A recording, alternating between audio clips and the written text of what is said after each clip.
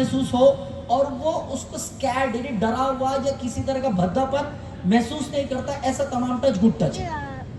जिसको टच करने से, जैसे किसी कामयाबी पर किसी को गले लगा लिया, अच्छा लगा उसको, किसी कामयाब पे उसको हाथ मिला लिया, दो बोल दिया, अच्छा लगा। इज्तिमा में पूरे सागर डिवीजन वाले अलग अलग जगह से आए, मुलाकात हुई। अभी एक मेरे अजीज मुझे पहले वो कभी भोपाल में मुलाकात हुई, वो मिले, हमने हाथ मिलाया, मुसाफा किया, मुस्कुराए। ये गुड टच है जिससे इंसान को हेल्दी फील होता है, अच्छा लगता है। What is mean by bad touch? Bad touch वो टच है जिसके टच के वजह से, उस छूने के वजह से इंसान को डरा हुआ या एक गलत एहसास हो, या इंसान को ऐसे मकाम की तरफ छुआ जाए जिसकी वजह से उसके अंदर एक डर महसूस हो। जैसे एक बहुत सिंपल सी चीज़ कि इंसान को कमर के नीचे कहीं भी छूना यह अखलाक के एतबार से अच्छा भी नहीं है। चाहे वो मर्द मर्द का आपस में क्यों ना हो, एक दूसरे को जान पर इस तरह से मारते हैं या कमर की तरफ मारते हैं, तमाम चीज़ें बैड टच ही काउंट होती है अकॉर्डिंग टू साइंस। इसके अलावा भी हया ये कहती है कि हमें जो है वो एक दूसरे के पर्दे के मकाम या नाफ के नीचे छूने से गुरेज ही करना चाहिए। ये चीज़ दुरुस्त भी नहीं है। चाहे काम सेम जेंडर वाले आपस, चाहे औरतें आपस में करती हों, चाहे मर्द ही आपस में करते हों, और अपोजिट जेंडर का इसमें मामला और ज़्यादा जो है वो सख्त है, लेकिन समझाया गया ये तो मकाम क्या बात है। इसके अलावा भी किसी को शहवत के इरादे से छूना या किसी को गलत इरादे से छूना, चाहे वो कहीं भी हो, या गलत इरादे से गले लगाना या शहवत के इरादे से उसे हाथ मिलाना या बिल्कुल इंटीमेट कर देना उसको, ये तमाम चीज़ें बैड टच है जो आज सोसाइटी में, आज हमारे माशरे में बहुत ज़्यादा कॉमन होता जा रहा है, जो आपने यहाँ पर राइटिंग में भी देखा। चूँकि वक्त कम है तो हो सकता है कि कुछ स्लाइड थोड़ी सी तेज़ी के साथ आगे बढ़ें। Next slide. अब बात करते हैं उस कौम की जो ये इसमें बहुत ज़्यादा मुलविस रही, कौम लूत।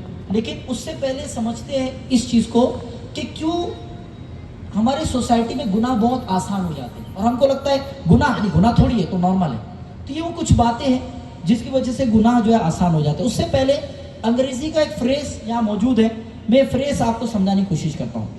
पहला लिखा है रॉन्ग इज रॉन्ग, लिखा है गलत तो गलत है, इवन अगर if everyone is doing it, गलत तो गलत है अगर सारा समाज बल्कि हर कोई उस गलत काम को करने लग जाए तो उस गलत काम को सही नहीं कहा जाएगा। इसी तरह से राइट इज राइट, सही जो है वो हमेशा सही होगा, इवन अगर if no one is doing it, सही तो हमेशा सही है अगर चाहे कोई भी उस अमल को ना करे। अब आप समझें कि इसका इससे क्या ताल्लुक है। असल में होता यह है कि सबसे पहले काम होता है थॉट प्रोमोटिंग। इस तरह के थॉट हमारे सोसाइटी में बोले चाले जाते हैं, बेहया की बातों को हमारी सोसाइटी में बोला जाता है, बेहयाई को नॉर्मल किया जाता है। बेहयाई थोड़ी है, वो बोले आप देखिए स्कूल टाइम में भी बच्चे हैं, वो फुला जो है वो गंदी बात करता है, फुला जो है गलत बात करता है, फुला जो है वो गलत बातों को प्रमोट करता है। इसे कहते हैं, जो छोटी उम्र से होता है स्कूल में अक्सर आपस में कहते हैं थॉट प्रोमोटिंग। तो ये गंदी बातों को आपस में नॉर्मल करता है, पहला तो ये है। दूसरा है डीड प्रोवोकिंग। डीड कहते हैं नेकियों को, अच्छे काम को, नेकियों को, अच्छे कामों को प्रोवोक करना, रोकना। जब कोई कहे कि भाई गलत बात मत करो तो उसको तुम चुप रहो यार, तुमको क्या मालूम, आजकल सब चलता है। It is kind of normalization. नई जनरेशन में आ गए हो आप, it 21st century, modern decade, नया एरा है, ये नया जमाना है, सब चलता है। तो माज़अल्लाह रब्बिल आलमीन, नई जनरेशन, नया जमाना, नया दौर के नाम पर लोग नेकिया को रोकते हैं। फिर उसके बाद सबसे बड़ा प्रॉब्लम है फिजिकल अब्यूज। आपस में एक दूसरे को बेतहाशा छूना या फिजिकल कांटेक्ट करना, आपस में जांघों पर मार रहे होते हैं, कमर की तरफ मार रहे होते हैं, पीछे की तरफ जो है वो तालियां दे रहे होते हैं, मार रहे होते हैं, या गलत अंदाज से छू रहे होते हैं, या ऐसा टच कर रहे होते हैं जो अब तो पब्लिकली भी इस तरह के टच कर रहे होते हैं जो कि मायूब समझा जाता है, गलत समझा जाता है, लेकिन वो होता है जस्ट फॉर फन। ये बदकिस्मती से लोग इसको जस्ट फॉर फन कहते हैं कि यार ये तो दोस्तों में चलता है, इस तरह से टच कर सकते हैं, मायूब होता है। लेकिन लोग आपस में फिजिकल अब्यूज, जिस्मानी तौर पर इस तरह से टच कर रहे होते हैं। फिर आज जो चीज़ों को आसान किया जाए, थिंग्स टू बी ओके, कोई प्रॉब्लम थोड़ी है, चलता है, कोई मसला थोड़ी है, दोस्ती में चलता है यार, दोस्ती में चलता है ना, अपन तो दोस्त लोग हैं, अपन को तो चलता है, कोई प्रॉब्लम नहीं है। अस्तगफिरुल्लाह। बहुत ज़्यादा हमें इन तमाम मामलात में हया को अपनाने की हाजत है। तो things not to be okay, इस तरह की चीज़ें कभी भी ओके नहीं हो सकती। फिर गॉसिपिंग करना, इस बारे में आपस में काना फूसिया करना, इस पर बहुत ज़्यादा बातें करना, फहश कलामी करना, बहुत ज़्यादा फहश बातों की आदतों को अपने अंदर बनाना, और उसके बाद इस तरह की चीज़ों की वजह से आती है bad habit, occurrence of bad habit, गलत चीज़ों की आदत आती है, गाली गलौज की आदतें आ जाती हैं। गाली गलौज की आदत के बाद इंसान बैड टच की आदत आ जाती है, फिर बंदा उस गुनाह पर जरीर हो जाता है कि मेरे को तो कोई बोलने वाला नहीं, I can do it according to myself, मैं अपने अंदाज से करूँगा, कोई किसको क्या बोलेगा, मैं अपनी मर्जी का मालूम, माई लाइफ माई रूल्स, मेरी अपनी ज़िंदगी, वो विल वाना डिस्टर्ब मी, कौन मुझे रोकेगा, कौन मुझे डिस्टर्ब करेगा, बिल्कुल यूँ वाला एटीट्यूड होता है। और फिर माज़ल्लाह बिल आलमीन इस तरह की चीज़ें होती है। और आखिर में मैं आपको बात करूँगा इस चीज़ को लेकर, स्पार्किंग ऑफ सोशल मीडिया। आज इंसान इस मोबाइल फ़ोन की वजह से, स्क्रीन टाइम की वजह से बहुत ज़्यादा डिस्टर्ब हो गया। मोबाइल फ़ोन में इस तरह की बेहया की चीज़ें देखते हैं, बेहया की जोक्स देखते हैं, डार्क आइडियोलॉजी, यानी डार्क जोक के नाम से आपस में फहश बातें करते हैं माज़ल्लाह लोग, और इसको लोग नॉर्मलाइज करते हैं। लोग बोलते हैं things to be very okay, कोई प्रॉब्लम थोड़ी है, डार्क जोक चलते ही है। और डार्क जोक मारने को, डार्क ह्यूमर को, इस तरह के फहश जोक को लोग टैलेंट समझते हैं माज़ल्लाह, जो कि इंसान को बेहयाई और बुरे आदतों की तरफ, गलत काम की तरफ जो है वो ले जाता है। ये आपस में इस तरह के गलत काम इंसान को गुनाहों की तरफ जरीर बनाते हैं। अच्छा, ये क्या हुआ, नेक्स्ट स्लाइड। अगर आप देखेंगे हमसे पहले जो लोग गुजरे, तो उसमें से एक कौम गुजरे जिसे कहते हैं कौम लूत। हज़रत लूत अलैहिस्सलाम की वो कौम जिसको हज़रत लूत अलैहिस्सलाम ने बहुत समझाया। इनके साथ भी ये मामला था कि ये आपस में बहुत ज़्यादा बुरे मामला, बल्कि बदफ़ाली तक ये किया करते थे, यानी सेम जेंडर के साथ। आज आप देख रहे होंगे कि सेम जेंडर अट्रैक्शन जिसे कहते हैं, कि औरतें औरतों की तरफ माइल हो रही हैं, मर्द मर्द की तरफ माइल हो रही हैं, और फिर इस तरफ जो कुदरत के ख़िलाफ़ जो वर्जी वाले काम होते हैं। तो इसके ताल्लुक से एक बहुत ख़तरनाक कंसेप्ट मैं आपको बताऊं कि हदीस पाक में आया, क्योंकि ज़ाहिर बुक बहुत प्यारी है, आप मकतबतुल मदीना से इस बुक को हासिल कर सकते हैं, बल्कि इस बुक को आज के टाइम पढ़ना ये नीड ऑफ द सोसाइटी है। कौम लूत की तबाहकारी है।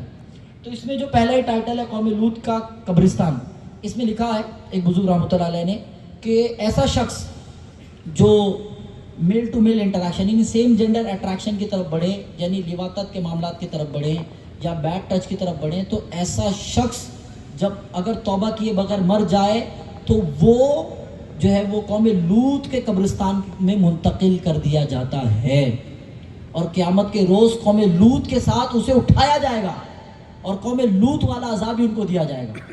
यानी जहन्नम की खाई में फेंक देना, जहन्नम में घसीटना, इस तरह के यानी कई अज़ाबात का जिक्र इस किताब में कौम लूत की तबाहकारी है। इसके अलावा अमरद क्या होता है, यानी गे किसे कहते हैं, उसके टाइप्स, फिर हया जो है इसे नेमत बताया गया। जो इंसान हया से महरूम है, जिस इंसान में हया नहीं, ऐसे शख्स का ईमान सल्ब होने का इम्कान है, क्योंकि हया ये ईमान का अहम जुज़ है। बेहया आदमी ये बद कलामी और फ़ाहिश बातों में, बल्कि फ़ाहिश बातें करने वाले पर जन्नत हराम है। जो अपनी बातों में जो फ़ाहिश बातों से, गलत बातों से या इस तरह की डार्क आइडियोलॉजी से काम लेता है, तो उसके इस तरह के मामला भी हो सकते हैं। तो मैं आप लोगों को रिकमेंड करूंगा कि ये किताब भी आप ज़रूर पढ़ें। Next slide.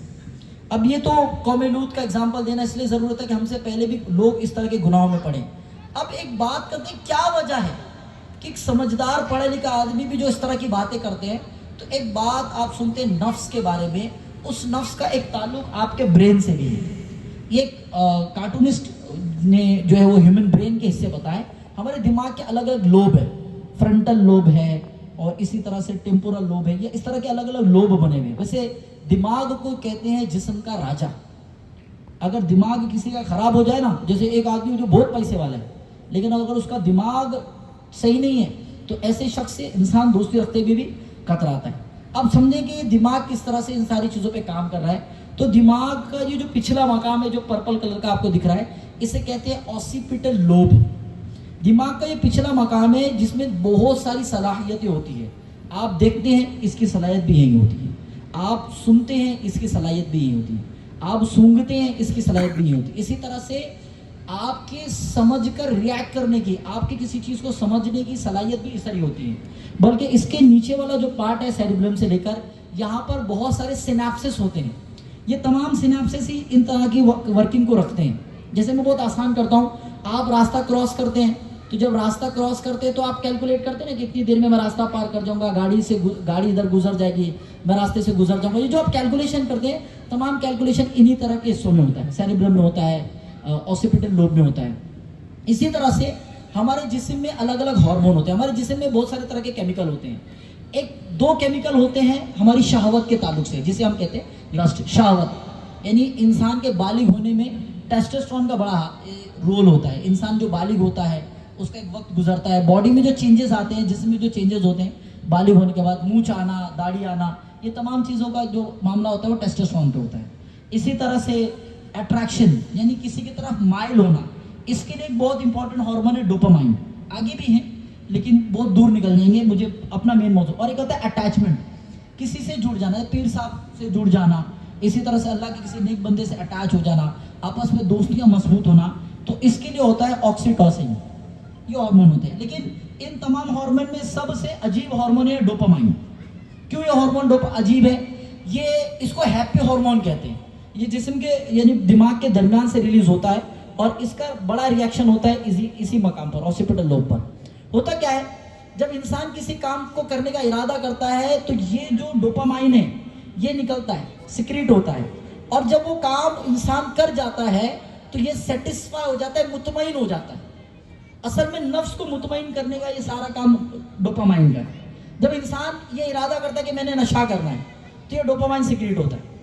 फिर जब तक वो नशा नहीं कर लेता तब तक ये डोपामाइन रिलीज होता रहता है। जब वो नशा कर लेता है तो ये सेटिस्फाई हो जाता है, मुतमईन हो जाता है। इसी तरह से चाहे लिवातत के मामलात हो, चाहे गुनाह भरी बातें हो, ये इंसान पहले सोचता है, अपने दिमाग में लाता है, उसको थॉट बनाता है, और थॉट बनाने के बाद जब वो नियत करता है कि इस बुरे अमल को मैंने करना है तो उस पर उसका ये डोपामाइन हावी हो जाता है। तब जाके ऐसा होता है कि हम बोलते हैं ना, इतना पढ़ा लिखा आदमी, इतना समझदार आदमी इस तरह के गुनाहों में पड़ गया, अपने उसने यूं गलत काम कर दिया, ये गलत काम कर दिया, ये गलत काम कर दिया, ये तो समझदार शख्स था। तो समझदार तो है लेकिन उसने अपने डोपामाइन पर कंट्रोल नहीं किया हुआ है, और just because of loss of dopamine, अपने इस हार्मोन को, हैप्पी हार्मोन को लॉस करने की वजह से वो बहुत सारी चीजें लॉस कर देता है। ये है जिस्मी ताल्लुक किसी भी गुनाह की तरफ बहुत ज्यादा बढ़ जाने का। तो चाहे लिवातत के मामलात हो, चाहे बदफाली के मामलात हो, चाहे नशे के मामलात हो, इसमें ये डोपामाइन का बहुत बड़ा रोल होता है। तो मुझे और आपको चाहिए कि हम अपने डोपामाइन को सप्रेस रखें। यानी अगर ये जिद करे कि ठंडा पानी पीना है तो कोशिश करें थोड़ा सा सादा पानी पिए। अपने नफ्स की हर बात मानेंगे तो ये डोपामाइन जिद्दी हो जाएगा। अगर ये डोपामाइन जिद्दी हो गया तो आपका इस पर कंट्रोल खत्म हो जाएगा। तो ये भी एक बहुत इंपॉर्टेंट चीज है। Next slide.